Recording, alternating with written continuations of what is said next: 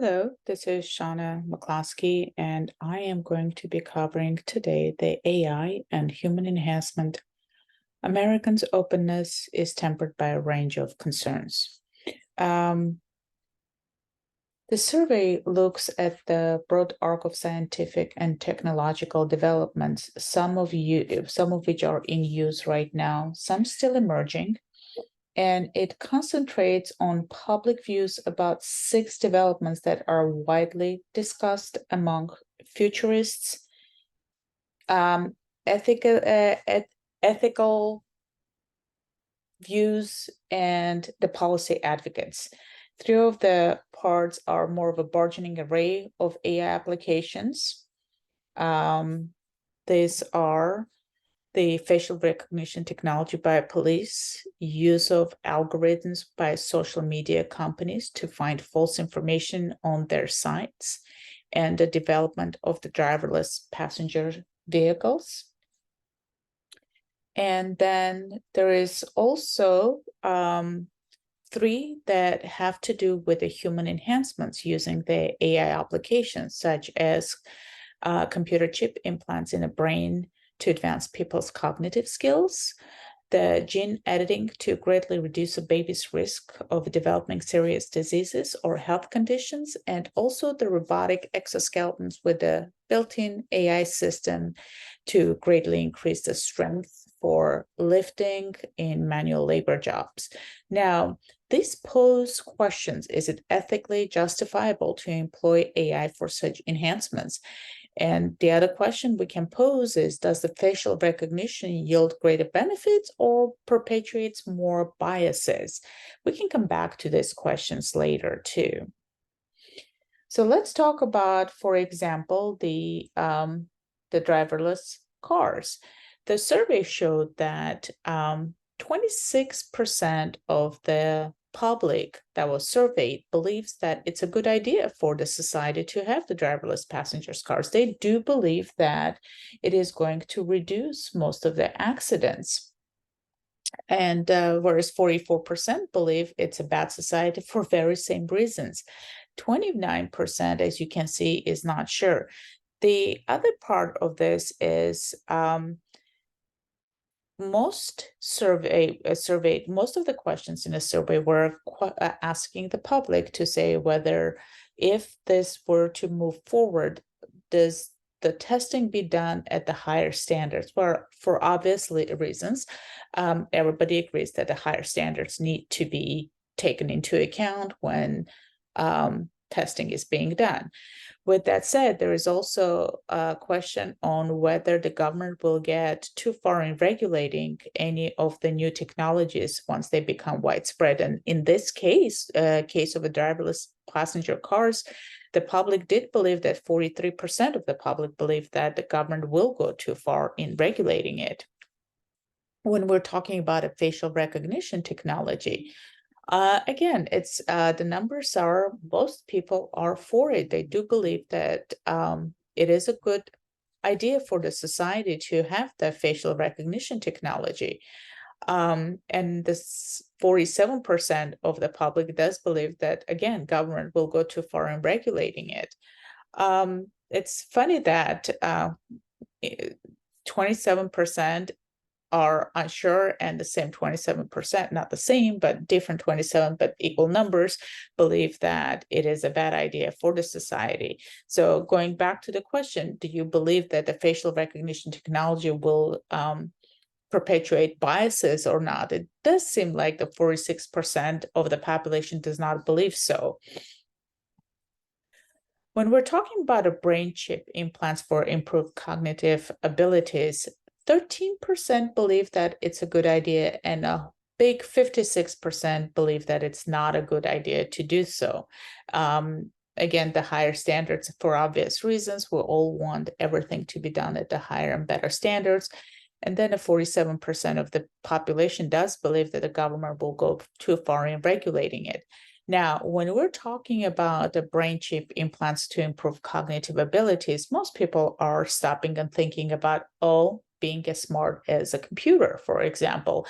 And there is a believe that it will take the humanity away from the people. In fact, if we look at the next slide, the survey responded, summed up an open-ended question by saying in the second quote that it's not normal. It's removing the human race from doing the things that we should be doing ourselves. It's scary because I've read from scientists that in the near future, robots can end up making decisions that we have no control over. I don't like it at all.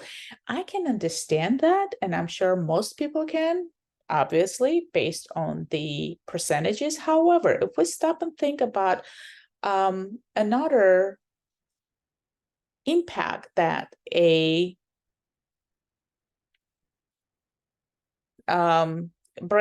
implant could make, let's say a person is paraplegic.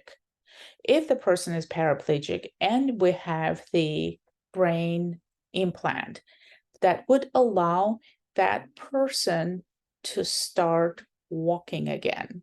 If the person has Alzheimer's, and if we do have that implant that could help the person not to lose their memories, not to lose themselves, going back to the question, is it ethical or not? So this is where the first quote comes into place. I really like this quote that a gentleman made in his 30s, that AI can help slingshot us into the future.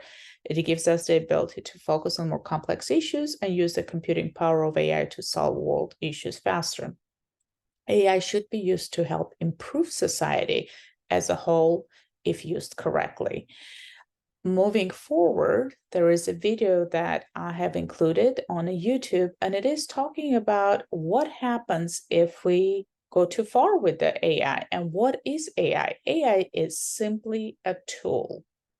It is a tool, and we can continue with the presentation after you watch the video.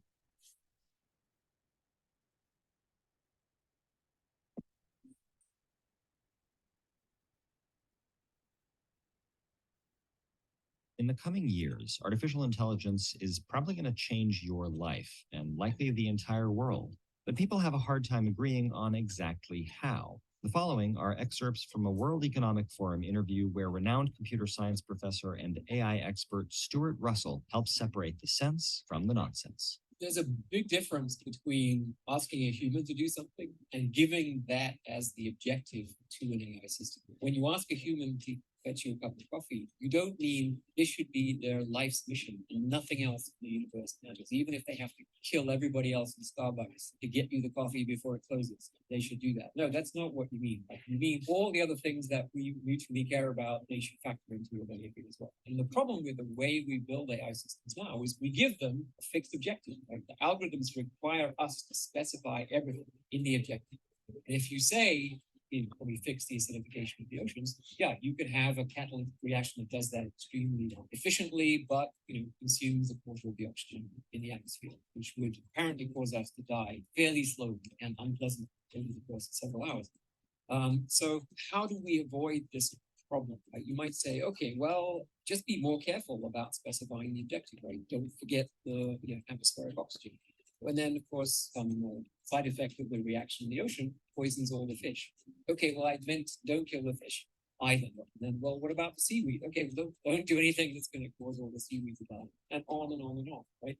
And the reason that we don't have to do that with humans is that humans often know that they don't know all the things that we care about. If you ask a human to get you a cup of coffee, and you happen to be in the Hotel Georges V in Paris, where the coffee is actually 13 euros a cup, it's entirely reasonable to come back and say, well, it's 13 euros. Are you sure you want, I could go next door? And it's a perfectly normal thing for a person to do, right? You ask, I'm going to repaint your house. Is it okay if I take off the drain pipes and then put them back? We don't think of this as a terribly sophisticated capability, but AI systems don't have it because the way we build them now, they have to know the full objective. If we build systems that know that they don't know what the objective is, then they start to exhibit these behaviors, like asking permission before getting rid of all the oxygen in the atmosphere. In all these senses, control over the AI system comes from the machine's uncertainty about what the true objective is. when you build machines that believe with certainty that they have rejected, that's when you get a sort of psychopathic behavior. You see the same thing in humans. What happens when general purpose AI hits the real economy? How do things change? Can we adapt? Now, this is a very old point. Amazingly, Aristotle actually has a passage where he says, look, if we had fully automated weaving machines and plectrums that could pluck the wire and produce music without any humans, then we wouldn't need any workers. That idea, which I think it was Keynes who called it technological unemployment in 1930, is very obvious to people, right? They think, yeah, of course, if the machine does the work, then I'm going to be unemployed. If you think about the warehouses that companies are currently operating for e-commerce, they are half automated. The way it works is that an old warehouse where you've got tons of stuff piled up all over the place, and humans go and rummage around and then bring it back and send it off. There's a robot who goes and gets the shelving unit that contains the thing that you need, but the human has to pick the object out of the bin or off the shelf because that's still too difficult. But at the same time, would you make a robot that is accurate enough to be able to pick pretty much any object? It's a very wide variety of objects that you can buy. That would, at a stroke, eliminate 3 or 4 million jobs. There's an interesting story that E.M. Forster wrote, where everyone is entirely machine dependent.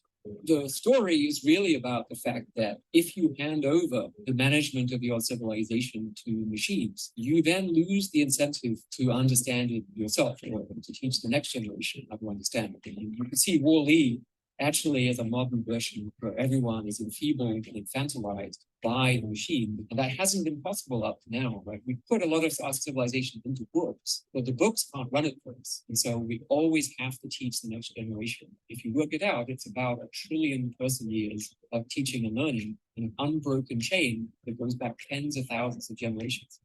What happens if that chain breaks? I think that's something we have to understand as AI moves forward. The actual date of arrival of general purpose AI, you're not going to be able to pinpoint, right? You're just a single day. It's also not the case it's all or nothing.